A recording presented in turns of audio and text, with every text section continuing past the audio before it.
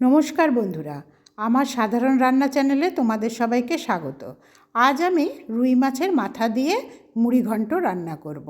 তার জন্য লাগছে দুটো বড় সাইজের আলু, দুটো বড় সাইজের পেঁয়াজ, 1 ইঞ্চি লম্বা আদা আর একটা গোটা রসুন। ফোড়নের জন্য লাগছে তেজপাতা, গোটা জিরে, এছাড়া হলুদ গুঁড়ো, লঙ্কা গুঁড়ো তো লাগছেই, আর গোটা গরম মশলাও লাগছে, যেগুলো আমি পেঁয়াজ, রসুন, আদার সাথে আলাদা করে পেস্ট করে নেব।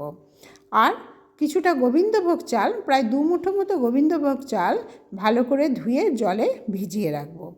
এরপরে আমি ওই ধোয়া মাছের মাথাগুলো, যেগুলো নুন হলুদ মাখিয়ে রেখেছিলাম, সেগুলো ভালো করে লাল লাল করে ভেজে নেব। আর সেই তেলের মধ্যে গোটা জিরে আর তেজপাতা ফোড়ন দিয়ে একটা পেঁয়াজকে আমি কুচিয়ে রেখেছিলাম, সেই পেঁয়াজ কুচিটা দিয়ে ভালো করে লাল লাল করে ভাজবো। পেঁয়াজ কুচি ভাজার সময় আমি তার মধ্যে সামান্য চিনি আর সামান্য লবণ ব্যবহার করেছি। এতে পেঁয়াজের রঙটাও ভালো আসে আর ঝোলের রঙটাও খুব ভালো হয়। যে কোনো তরকারি বা ঝোল করতে গেলে যদি তেলের মধ্যে চিনি ব্যবহার করা হয়, তাহলে কিন্তু সেই তরকারি বা ঝোলের রঙটা খুবই ভালো হয়। তোমরা নিশ্চয়ই এটা সবাই জানো, তাও আমি বললাম। এরপরে ওর মধ্যে আমি যে আলুগুলো কেটে রেখেছিলাম ডুমো ডুমো করে, সেগুলো দিয়ে ভালো করে ভাজবো। ভাজার সময় আমি নুন দিয়ে দিলাম। নুন দিলে আলুগুলো সহজেই নরম হয়ে আসবে আর তরকারিটা করতেও বেশি দেরি হবে না। এরপরে ওর মধ্যে আমি গোবিন্দভোগ চাল আর আদা পেঁয়াজের পেস্টটা দিয়ে দিলাম। গোবিন্দভোগ চালগুলোও কিন্তু বেশ লাল লাল করে ভাজতে হবে।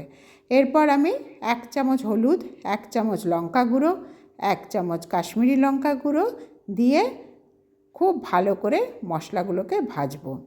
আর মাছের মাথাগুলো ওর মধ্যে দিয়ে খুন্তি দিয়ে সেগুলোকে ভেঙে ভেঙে দেব। ভেঙে দিয়ে মাছের মাথা দেওয়া অবস্থায় খুব ভালো করে ভাজতে হবে। আমি 1 চামচ মতো টমেটো সস ব্যবহার করলাম। তোমরা ইচ্ছে হলে টমেটোও ব্যবহার করতে পারো।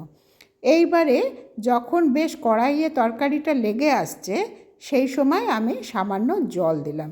জল দিয়ে আমি খুব বেশি জল ব্যবহার করব না, কারণ আলুটা অলরেডি মোটামুটি সেদ্ধই হয়ে গেছে। মোটামুটি সেদ্ধই আছে, প্রায় 80% মতো সেদ্ধ হয়ে গেছে। সেজন্য আমি খুব বেশি জল এর মধ্যে দেব না। আমি জল দেওয়ার পর আঁচটা কমিয়ে দেব, গ্যাসের লো ফ্লেম করে ঢাকা দিয়ে প্রায় 10 মিনিট মতো ফুটতে দেব। 10 মিনিট পর ঢাকা খুললে দেখো কি সুন্দর ঘন ঘন হয়ে এসছে তরকারিটা।